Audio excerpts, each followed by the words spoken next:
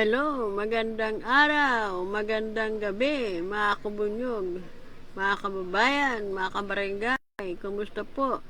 Medyo maliwalas po ang buong magapon, kahit umulan po ng kaunti, no? Kahit umulan ng konti, maliwalas. Sumikat na maganda ang panahon. Ano po ba itong ating tatalakayin, Aling Suset? Itong aking isi-share sa inyo, isang katanungan po para sa ating mga taong gobyerno. Actually, hindi naman po ito katanungan, kundi katangian.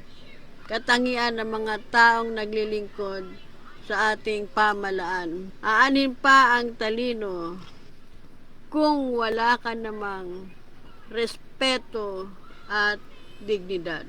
Ito po yung mga katangian na meron ngayon sa Senado. Ang tanong po napakatalino nung ating Senate President. Pero bakit parang tila yata nawalaan siya ng respeto at dignity? Ano po kaya ang dahilan? Bakit kaya nagawa niya ito? Alam nyo, kahit ikaw ay nakapagtapos ka sa isang eskwelahan na sikat. Kahit nakapagtapos ka sa eskwelahan na sikat, kung ikaw naman ay hindi marunong magrespeto sa kapwa, wala. Wala ring saysay ang ating pinag-aralan. Mukhang ang tingin sa atin walang alam. At kahit na may pinag-aralan ka, kung ikaw naman ay walang dignidad, nasaan ang iyong dignidad? Nasaan ang iyong dignidad? Kung isa kang kurap sa karing kurap dahil lang sa halaga o sa kinang ng salapi, parang nawala ang lahat sa iyong buhay. Kahit saan po ito, dapat ito po yung iniingatan natin, yung ating katangian. Kahit sa mga ordinaryong mamayan, marami dyan mga nagtapos, mga valedictorian, mga cum laude, yan. Kahit nagkamit ka na pinakamataas na karangalan, pero sabi ko nga, kung wala ka namang respeto sa kapwa mo at yung iyong pinag-aralan ay ginamit mo sa hindi maganda, wala. Dapat po, sa ngayon, mga kabunyog, mga kabarangay. Kaya nga po, ang sinasabi natin, kapag dumarating ang halalan, kapag dumarating ang halalan, abay matuto naman po tayo. Matuto po tayong tumingin, magkritiko, mag-analisa doon sa mga taong, mga tumatakbo sa pagiging senador, sa pagiging congressman, yung sa pagiging mayor, at sa iba pang mga posisyon sa gobyerno. Aba mamili naman po tayo. Mamili po tayo na iboboto natin. Kasi ganyan na po lagi ang nangyayari sa atin. Lagi tayong nabubudol. Karamihan po ng nakakabudol sa atin yan, si Bepi Sara. Ano po ba yung kanyang natapos na pinag-aralan? Abogada. Yan yung ating Senate President. Ano siya? Abogado. Pero ano po ang kanilang ginagawa? Paglilingkod ba sa taong bayan yung kanilang ginagawa? Para ba sa taong bayan yung ginagawa nila? Ay hindi ho. Pahirap po sa mga taong bayan. Pahirap. Bakit pahirap? Aba itong impeachment na to, ilang buwan na pong pinag-uusapan, hindi pa natatapos. Hanggang ang mga Korte Suprema, aba pinirektektahan na. Naging protector na ni Bepi Sara. Mga kataas-tahasang hukom, pinoprotektahan nila ang isang ano ba ang matatawag natin dyan sa paglulustay ng kaba ng bayan? Wala na. Sayang, sayang po yung mga boto na hindi po nagamit sa tama. Ang sabi nila kaya sila ibinoto ng taong bayan dahil sila po ang mag-aangat makapagbabago sa bansang Pilipinas. Pero ano po ang ginawa? Lalo tayong nilugmok sa kahirapan. Lalo tayong inilugmok sa pagkakautang. Nakapangihinayang mga kabunyog, mga kababayan. Magandang gabi po sa ating mga viewers. Paki-share lang po. Paki-suportahan po yung vlog ni Aling Suset. At paki-follow din po yung FB page ng Bunyog Maralita para ito po ay makatulong sa ating mga operational makatulong sa ating mga kababayan. Tayo po ay patuloy na go-organisa, patuloy na nananawagan sa ating mga kababayan na magkaisa tayo para mabago po natin ang ating bansang Pilipinas. Maibangon natin ang ating bansa sapagkat lugmok na po tayo.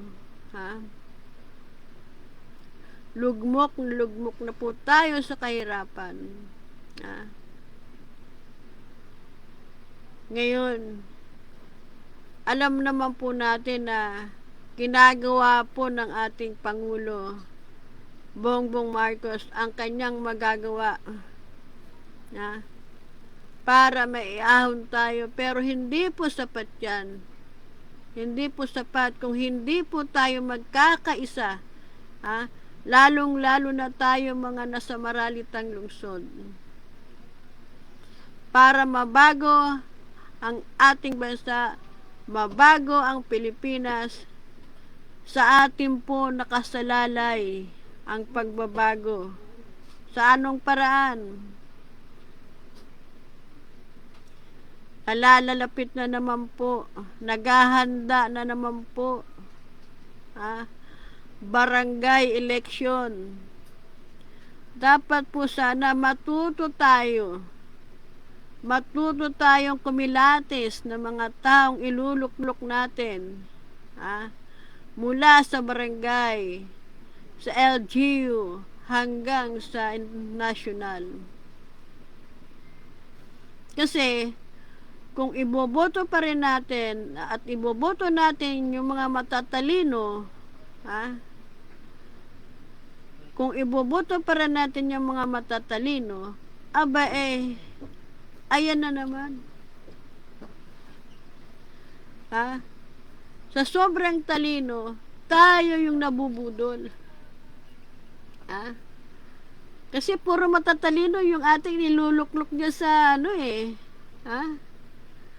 puro matatalino po yung niluluklok natin dyan sa Senado, sa Kongreso. Tayo po yung kawawa dito sa mga matatalino na to Paano kung iluklok po natin yung galing sa hanay natin na tunay na may malasakit sa taong bayan?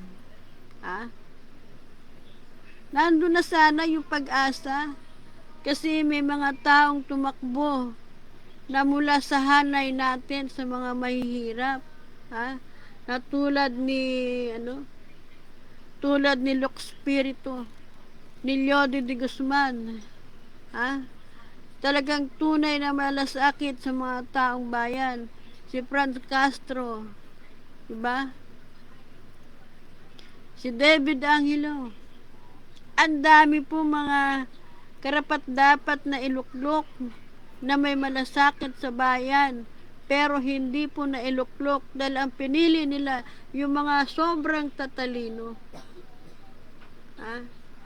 Hello, Ma'am Jeanette. Magandang gabi. Salamat po sa inyong pagbibigay ng time. Yan. Nakakalungkot, di ba, mga kabunyog, mga kababayan? Ha? Dahil sa akala natin, itong mga taong ito na tulad nila Calyodi, tulad nila Franz Castro, ay walang magagawa. Hindi po. Ramdam nila ang damdamin ng taong bayan. Ramdam nila yung karanasan ng mga maralita. Ay itong mga ibinoboto nating matatalino na galing sa matataas na pamilya, hindi po yan nakakaramdam ng hirap. Hindi po nila naranasan yung hindi kumain sa maghapon. Hindi po nila nararanasan yung magbuhat ng mabibigat bago ka kumita ng pera. Ang tanging naranasan nila ay yung ginhawa sa buhay. Pangarap nilang umupo diyan sa posisyon na yan. Hindi para sa bayan, kundi para sa sarili nila. Di ba? Kung sila ay lubang may malasakit sa taong bayan, dapat noon pa pinagbigyan nila ang taong bayan na idinig. Magkaroon na, sinimulan na sana yung impeachment trial na yan ni BP Sara. Kasi kung totoong wala siyang kasalanan, hindi siya dapat matakot sa trial na yan. At gayon din po kayo mga senador, nakampi, nakampi kay Sara Duterte. Kung pinagbigyan nyo po yung panawagan ng taong bayan, di sana natapos na po yan. Ay hindi. Takot din po kasi kayo. Takot din po kayo na mabusisi dahil isa rin po pala kayo na impeachable.